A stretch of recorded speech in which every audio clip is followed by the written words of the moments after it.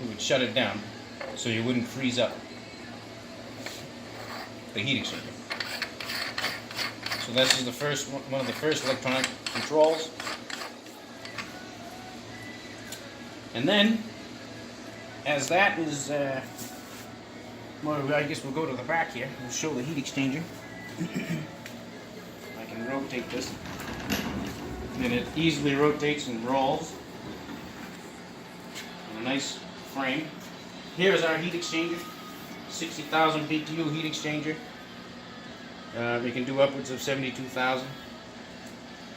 This is where the water and refrigeration come together and exchange the heat transfer.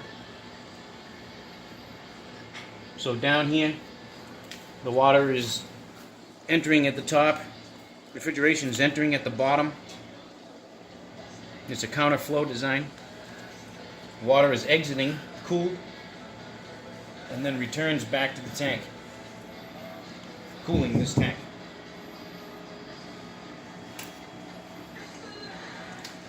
Right here, this is where our pressure is being measured for the filter indicator. As the filter becomes plugged, pressure will rise from the discharge of the pump and illuminate the clean filter indicator. Here is our thermistor for temperature sensing for our process controller. It's constantly measuring the temperature of the tank. And it's maintaining a temperature of 95 to 70 degrees set point.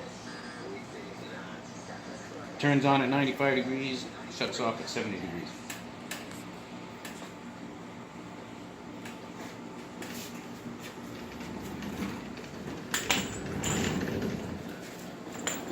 And as far as hookups, because we're in the testing stages, these are not in place yet, but these will be through the tank connections where the boat is connected in and out connections.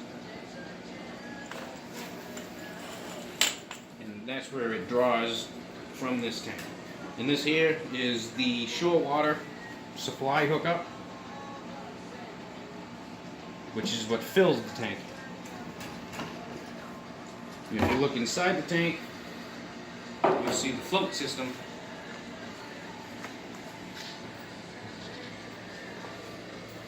Come around the back.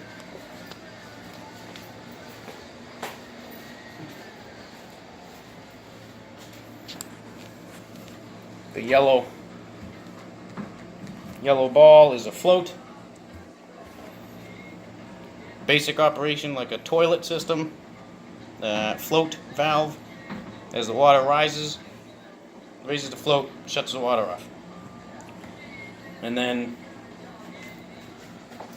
for safety, there is a ball float safety. So if water was to drop, you had a major leak, it would shut everything off. Nothing will run if there was a loss of water. So it rises, turns everything on, allows everything to run.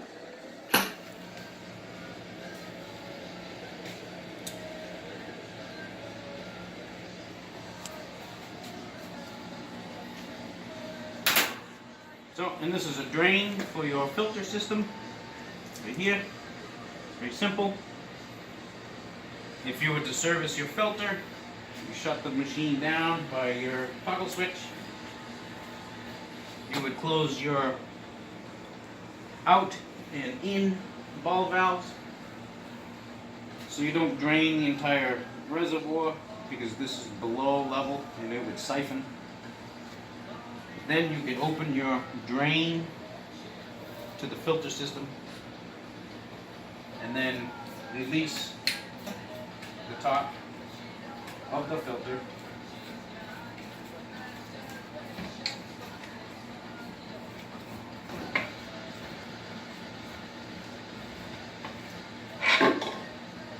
And then in here is your pleated filter cartridge that you just remove and you wash with your hose till it's clean, and then just simply reinstall. Clean filter, everything's back to normal.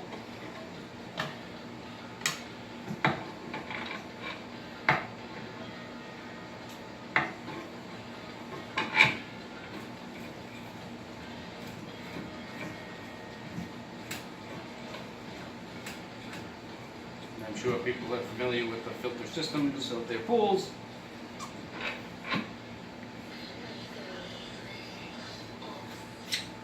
There. So I will put it all back together. We're going to fill the tank, and then I'll show you a operation.